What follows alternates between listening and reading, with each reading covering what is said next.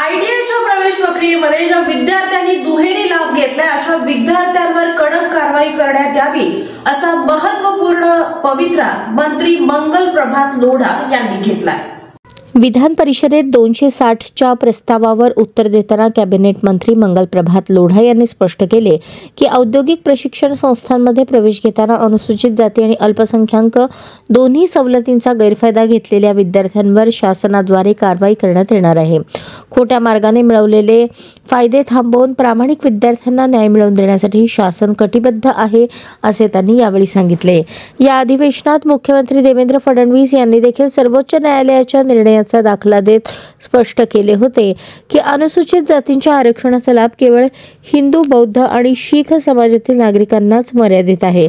इतर धर्मातील काहींनी जर अशा जात प्रमाणपत्रांचा वापर करून लाभ घेतला तर त्यांच्या प्रमाणपत्रांची वैधता रद्द करण्यात येईल, त्यांच्या विरोधात कायदेशीर कारवाई केली जाईल आणि सरकार या संदर्भात आणखी प्रभावी उपाययोजना करण्याच्या तयारीत आहे।